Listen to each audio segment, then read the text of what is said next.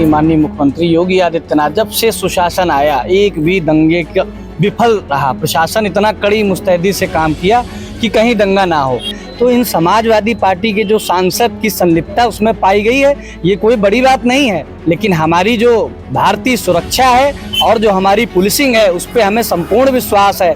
आज दूध का दूध पानी का पानी हुआ तो आप जान ही रहे हैं ये पीडीए क्या है। जब इनकी सरकार आती है तब पीडीए कहाँ जाता है भाई।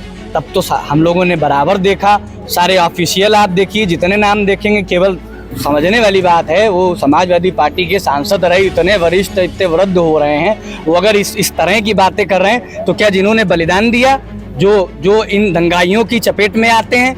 हाँ, ये जरूर है कि कहीं कहीं प्रोपोगंडा के तहत कुछ काम किए गए तो उनके खिलाफ ऐसी सख्त कार्रवाई की गई है कि अब सब दंगाई आज कांप रहे हैं, क्योंकि जानते हैं कि योगी बाबा का बुलडोजर घर भी खोदेगा और उनको भी जानूं पहुंचाने का काम करेगा।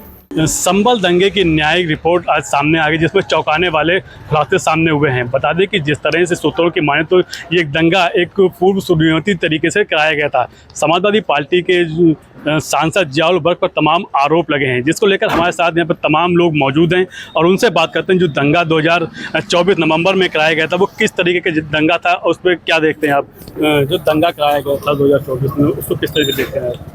देखिए, जब से भारत में नरेंद्र मोदी जी की और भारतीय जनता पार्टी की सरकार आई है, एक भी कहीं पे उत्तर प्रदेश का आप हाल देख रहे हैं कि माननीय मुख्यमंत्री योगी आदित्यनाथ जब से सुशासन आया एक भी दंगे का विफल रहा। प्रशासन इतना कड़ी मुस्तैदी से काम किया कि कहीं दंगा ना हो।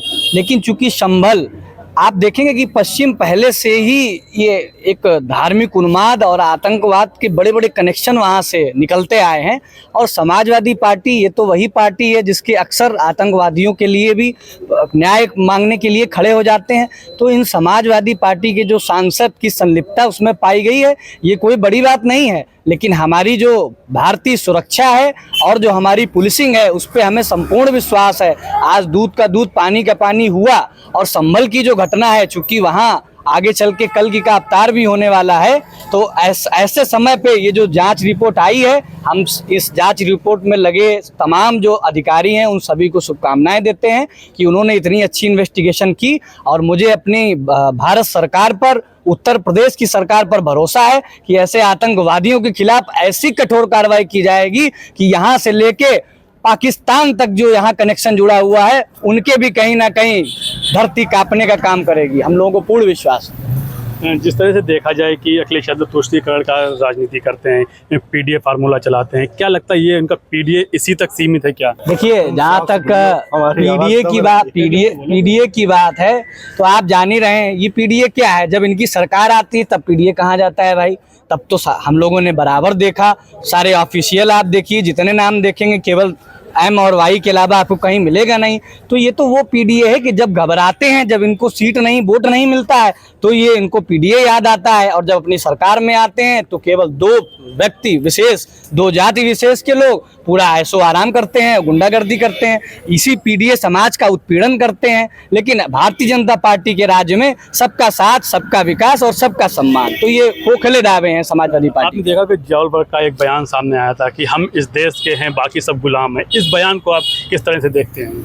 नहीं, ये तो समझने वाली बात है, वो समाजवादी पार्टी के सांसद रहे, इतने वरिष्ठ इतने वृद्ध हो रहे हैं, वो अगर इस तरह की बातें कर रहे हैं तो क्या जिन्होंने बलिदान दिया, जो इन दंगाइयों की चपेट में आते हैं, जो अपने सनातन धर्म में जीते हैं, क्या वो भारतवासी नहीं है क्या?